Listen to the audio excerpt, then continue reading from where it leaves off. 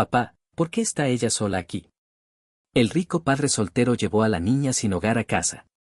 La pregunta vino desde la quietud del asiento trasero, una pequeña y inocente flecha lanzada al mundo aislado del reluciente sedán de Julian Croft.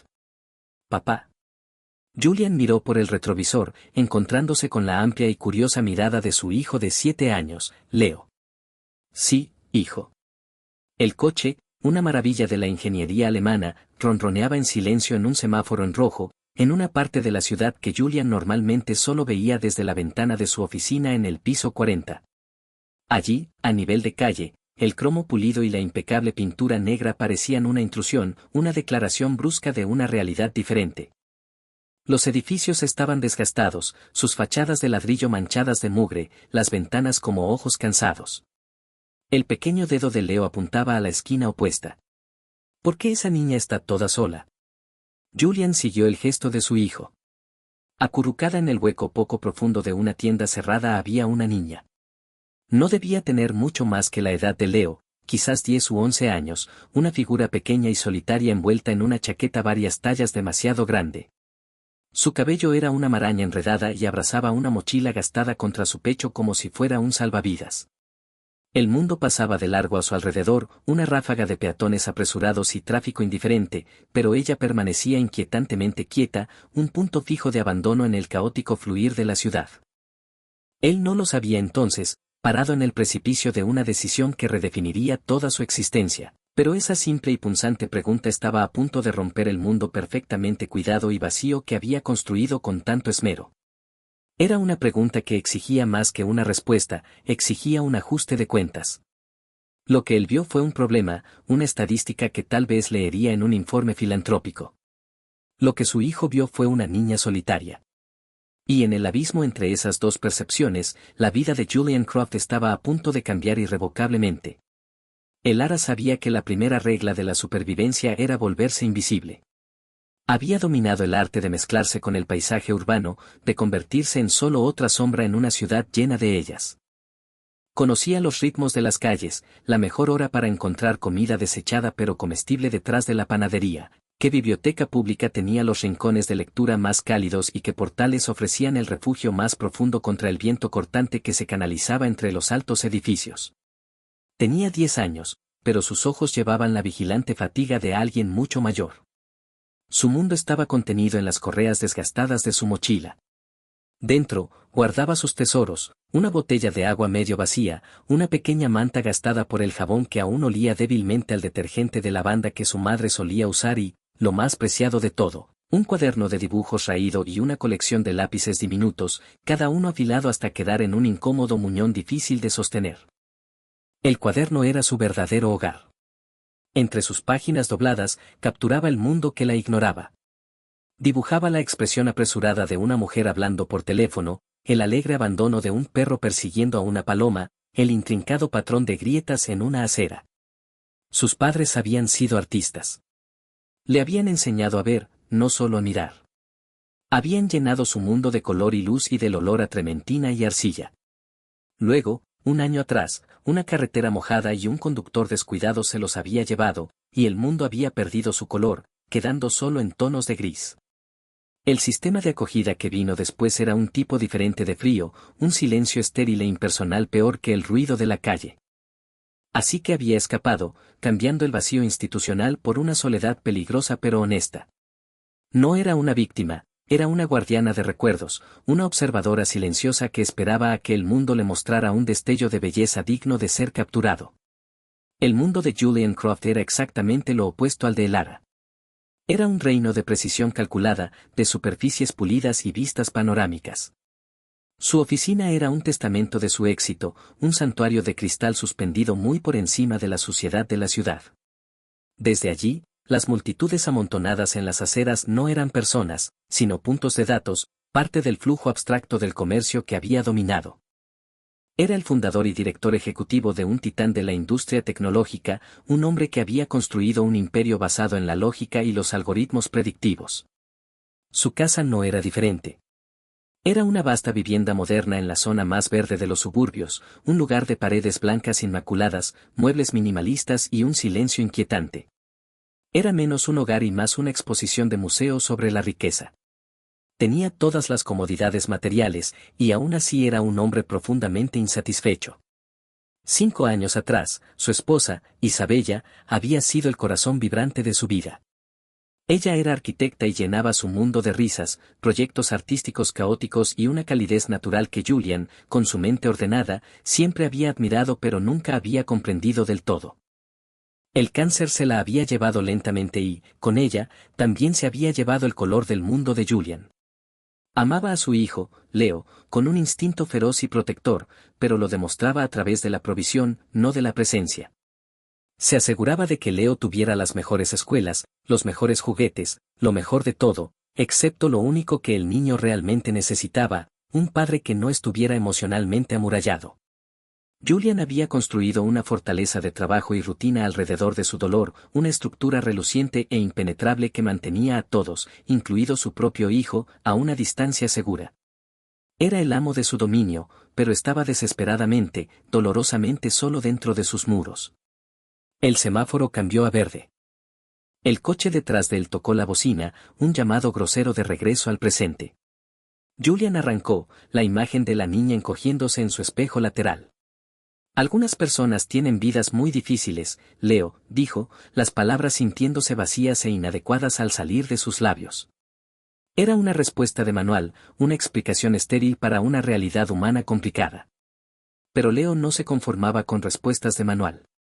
Pero ella solo es una niña, insistió su hijo, con una voz pequeña pero firme. Se ve sola, ¿no podemos ayudarla? La pregunta no aterrizó en los oídos de Julian, sino en lo profundo de su pecho. Fue un golpe directo, que atravesó todas las defensas sofisticadas que había erigido alrededor de su corazón. Sintió una vergüenza profunda y repentina. Aquí estaba, un hombre capaz de resolver complejos problemas logísticos que involucraban millones de dólares y cadenas de suministro globales, y aún así era completamente incapaz de responder al simple y compasivo ruego de su propio hijo. Dio su vida tal como era, una historia de éxito estéril, una casa hermosa y vacía, un hijo al que estaba criando para entender balances financieros pero no la conexión humana. En la pregunta de su hijo, escuchó un eco de la voz de su difunta esposa, sus constantes recordatorios de mirar más allá de la superficie, de ver a las personas detrás de los números. Había fallado a ella. Estaba fallando a su hijo. Esa noche, Julian no pudo dormir. El rostro de la niña, pequeño y manchado de suciedad, estaba grabado en su mente. La veía en los datos parpadeantes de su tableta, en el reflejo de su propio rostro cansado en el cristal oscuro de la ventana de su dormitorio. Seguía escuchando la voz de Leo, despojada de su charla infantil habitual y llena de una preocupación grave e inocente.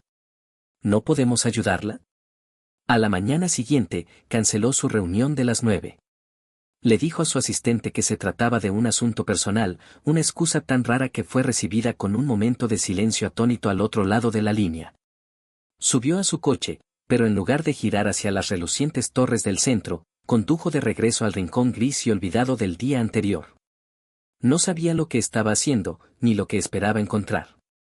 Se sentía ridículo, un hombre de acción impulsado por un vago impulso emocional. El hueco estaba vacío.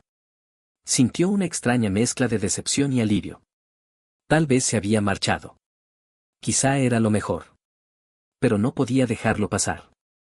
Aparcó el coche y comenzó a caminar, sintiéndose demasiado llamativo con su traje a medida y sus zapatos caros. Caminó durante varias cuadras, sus ojos escudriñando las multitudes, los callejones, los pequeños bolsillos de quietud en medio del incesante movimiento de la ciudad. Estaba a punto de rendirse cuando vio un destello de movimiento en un pequeño parque descuidado, encajado entre 2 edificios de vecindad. Era ella. Estaba sentada en un banco cubierto de grafitis, de espaldas a él. No estaba pidiendo limosna, ni buscando ayuda. Estaba completamente absorta en su tarea, con la cabeza inclinada en concentración. Julian se acercó más, usando el tronco de un gran roble como cobertura, sintiéndose como un espía. Ahora podía ver lo que hacía. Estaba dibujando. Su pequeña mano se movía por la página de su cuaderno con una velocidad y confianza hipnóticas. Observó cómo retrataba a un anciano en un banco cercano, capturando no solo su apariencia, sino el profundo cansancio de su postura, la manera en que sus manos encallecidas descansaban sobre sus rodillas. Era más que un dibujo, era una historia. Entonces, vio algo que le cortó la respiración. Un gato callejero flaco, de pelaje enmarañado y con calvas, se frotó contra su pierna. Sin apartar la vista de su trabajo, el ara sacó de su mochila un pequeño paquete envuelto en papel de aluminio y partió el sándwich en dos. Puso una mitad en el suelo para el gato antes de dar un pequeño mordisco a su propio trozo. Era un acto silencioso y espontáneo de generosidad. Una niña que no tenía nada compartía lo poco que tenía. En ese simple gesto, Julian vio más gracia y humanidad de la que había presenciado en 1000 reuniones de junta. Los muros alrededor de su corazón no solo se agrietaron, comenzaron a desmoronarse. Regresó a su oficina, pero el mundo se veía distinto. Los números en su pantalla parecían carecer de sentido.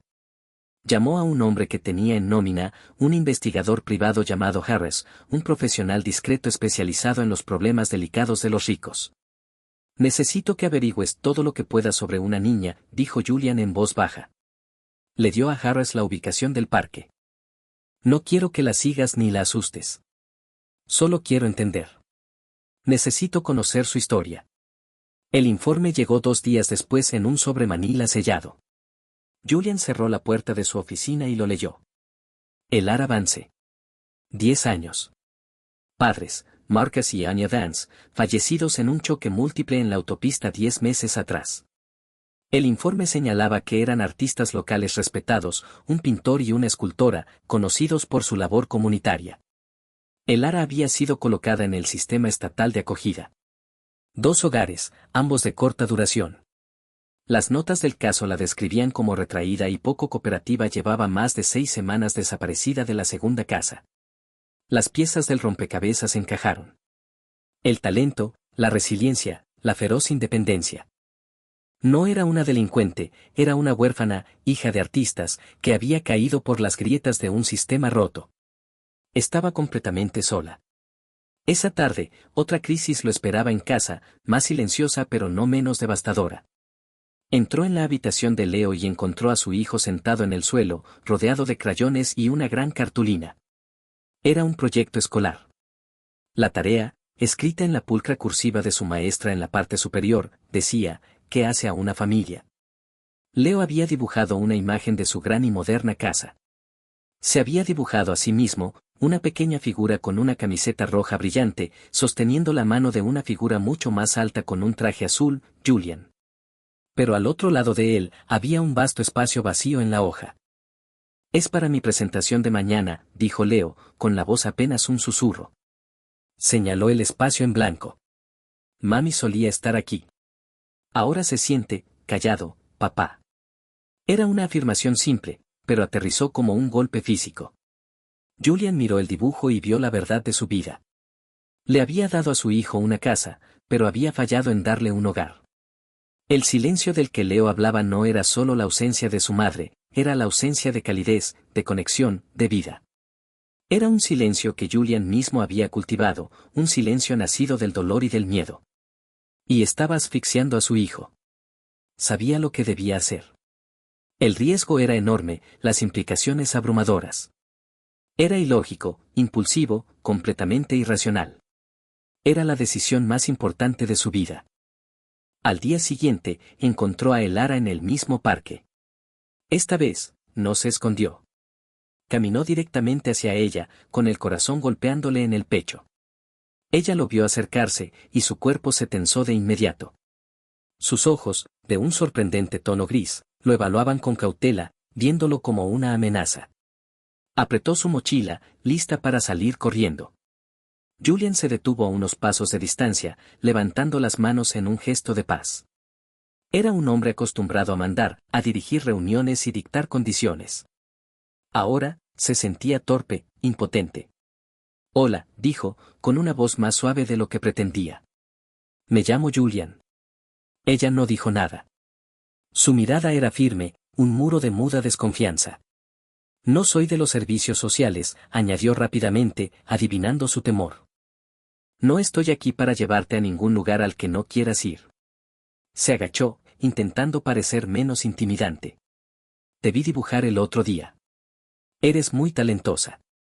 ¿Un destello de algo, sorpresa? Orgullo, cruzó su rostro antes de que la máscara de indiferencia volviera a colocarse en su lugar. Respiró hondo, abandonando cualquier discurso preparado. Dijo la verdad. Mi hijo, se llama Leo. Te vio hace unos días, desde nuestro coche. Estaba preocupado por ti, pausó, las siguientes palabras atrapándosele en la garganta. Nuestra casa es muy grande. Y está, demasiado callada. No ofrecía caridad. No ofrecía lástima. En ese momento, era un hombre pidiendo ayuda. Le pedía a aquella niña olvidada que viniera a llenar el silencio de su vida. Le ofrecía una habitación, seguridad, comida. Sin condiciones. Solo por un tiempo, dijo. Un lugar para estar caliente. Un lugar para estar a salvo. El ara lo miró fijamente durante un largo minuto. Escudriñó su rostro, con sus ojos perceptivos buscando el engaño, la trampa oculta. Pero lo único que vio fue una profunda y genuina tristeza en sus ojos, una soledad que reflejaba la suya propia. Lentamente, con cautela, asintió una sola vez. Llevar a el ara a la casa fue como introducir a una criatura salvaje y tímida en un laboratorio estéril. Se movía por los vastos y resonantes espacios como un fantasma silencioso. Llevar a el ara a la casa fue como introducir a una criatura salvaje y tímida en un laboratorio estéril. Se movía por los vastos y resonantes espacios como un fantasma silencioso. Observaba cada detalle, siempre alerta, como si esperara una trampa escondida detrás de cada puerta cerrada y cada gesto amable. Julian la condujo hasta una habitación libre, una que había sido diseñada con precisión minimalista, toda en tonos neutros y superficies lisas. Para él, era solo otra extensión de su mundo ordenado. Para ella, parecía un espacio extraño y frío. Es tuyo, si quieres quedarte, dijo él, su voz insegura, consciente de que aquellas palabras eran demasiado pequeñas para el peso del momento. El ara dejó su mochila en el suelo, como si temiera que al soltarla pudiera perder lo poco que aún tenía.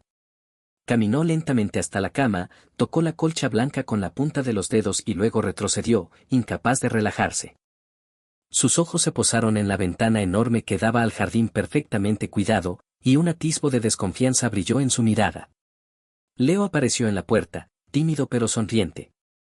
Hola, dijo en voz baja, como si hablara con un pajarito que podía salir volando en cualquier momento. Soy Leo. El ara no respondió de inmediato. Finalmente, con un hilo de voz, dijo. El ara. Ese fue el principio. Los días siguientes fueron un delicado equilibrio. El ara comía poco, siempre guardando parte de la comida en servilletas dobladas, como si se preparara para volver a la calle en cualquier momento. Dormía con la mochila pegada al cuerpo, como si el simple acto de confiar en una cama pudiera ser un error. Aún así, poco a poco, empezó a dejar rastros de sí misma en la casa, un dibujo olvidado sobre la mesa del comedor, un lápiz gastado junto al sofá, una huella de presencia en un hogar que llevaba demasiado tiempo vacío de vida. Julian la observaba, conmovido por cada gesto pequeño. Había pasado años midiendo la vida en cifras, resultados y ganancias, pero aquella niña lo estaba obligando a medirla en algo mucho más humano, en silencios compartidos, en pequeños actos de confianza, en el frágil nacimiento de una conexión. Leo, con la naturalidad de un niño, fue el puente. La invitaba a jugar, le enseñaba sus juguetes, le mostraba dibujos animados. Y aunque el ara al principio se limitaba a mirar desde la distancia, poco a poco comenzó a acercarse, a sentarse junto a él, a responder con una sonrisa tímida. El silencio en la casa empezó a cambiar. Ya no era un silencio frío y asfixiante, sino uno lleno de la suave posibilidad de algo nuevo. Con el paso de las semanas, la presencia de el ara comenzó a transformar no solo la casa, sino también a Julian. Al principio, él se mantenía a cierta distancia, observando con cautela, temiendo romper aquel frágil equilibrio. Pero pronto descubrió que no era él quien ofrecía refugio a la niña, sino que ella estaba llenando un vacío que ni siquiera había sabido nombrar. El ara, con su cuaderno siempre en las manos, empezó a poblar los muros de su mundo con dibujos. Capturaba escenas cotidianas, a Leo riendo mientras construía con bloques de colores, a Julian inclinado sobre la mesa leyendo documentos, la luz del atardecer colándose por los ventanales. Cada trazo era una prueba silenciosa de que estaba viendo y aceptando la vida que la rodeaba. Julian, que había pasado años huyendo de los recuerdos de Isabella, comenzó a notar cómo los gestos de Elara evocaban su espíritu, la manera en que compartía sin pensarlo lo poco que tenía, la forma en que encontraba belleza en los detalles más insignificantes. Era como si, de algún modo, la niña le estuviera recordando la voz de su esposa, esa que siempre lo impulsaba a ver a las personas detrás de las cifras. Una tarde, al entrar en el estudio, Julian encontró a Elara sentada frente al ventanal, dibujando con concentración. Sobre el papel estaba el mismo, pero no como el hombre imponente en traje que aparecía en las revistas de negocios. Lo había dibujado inclinado hacia Leo, con una expresión suave y vulnerable. Lo había retratado como padre, no como empresario. La imagen lo conmovió profundamente. En esos trazos sencillos, vio reflejado lo que más temía, que su hijo lo necesitaba de una manera que él había olvidado ofrecer. Leo, por su parte, parecía florecer. Ya no estaba tan callado, ni tan ensimismado. La risa regresó a su voz, las preguntas curiosas volvieron a llenar la mesa durante las comidas. Había encontrado en Elara una amiga, una hermana no declarada. Y en su compañía, el dibujo de que hace a una familia, que antes tenía un vacío, empezaba a completarse en la realidad de su día a día. El silencio que antes dominaba la casa fue cediendo. No desapareció del todo, pero cambió de tono, de un silencio helado a un silencio lleno de compañía, de calidez, de esperanza. Julian comprendió, con una claridad dolorosa y liberadora, que no había rescatado a Elara. Ella lo estaba rescatando a él. Con el tiempo, la vida en la casa se convirtió en algo distinto. Ya no era un museo silencioso de paredes blancas y espacios vacíos, sino un hogar lleno de huellas, dibujos y voces infantiles. Elara todavía dormía con la mochila cerca, todavía guardaba comida en servilletas como precaución. La desconfianza no desapareció de un día para otro, pero empezó a transformarse. Poco a poco, fue entendiendo que en aquel lugar no había trampas, que la seguridad que se le ofrecía era real. Julian, por su parte, comenzó a bajar los muros que lo habían aislado durante años. Volvía antes del trabajo, dejaba a un lado las pantallas para sentarse en la mesa con los niños, incluso retomó las caminatas en el jardín que solía hacer con Isabella. Redescubrió, casi con torpeza, la diferencia entre proveer y estar presente. Una noche, Leo entró en la sala con su cartulina del proyecto escolar en las manos. Había hecho cambios en el dibujo. Junto a él, entre la figura de su padre y el espacio vacío, había agregado una nueva, una niña con una chaqueta demasiado grande y un cuaderno en la mano. Ahora sí se parece a mi familia, dijo, con una sonrisa tímida. Julian sintió que la garganta se le cerraba. Miró a Elara, que estaba a un lado con su lápiz entre los dedos, como si no supiera si tenía derecho a formar parte de aquel retrato. Pero al verla, comprendió que la decisión ya estaba tomada, no por él, sino por ellos tres. No fue un acto de caridad. No fue una solución lógica. Fue un salto de fe hacia algo más grande que cualquiera de ellos, una nueva forma de familia, nacida del dolor compartido y de la necesidad de pertenecer. Elara no reemplazó a Isabella, y nunca lo haría. Pero en su risa tímida, en sus dibujos que llenaban de vida las paredes, en su manera de mirar el mundo con ojos cansados pero aún capaces de encontrar belleza, Julian encontró un recordatorio de lo que había perdido, y de lo que aún podía construir. El silencio ya no dominaba la casa. Ahora estaba lleno de voces, de pasos pequeños, de hojas de cuaderno pasadas con rapidez, de conversaciones interrumpidas por risas. Era un silencio diferente, un silencio lleno de vida.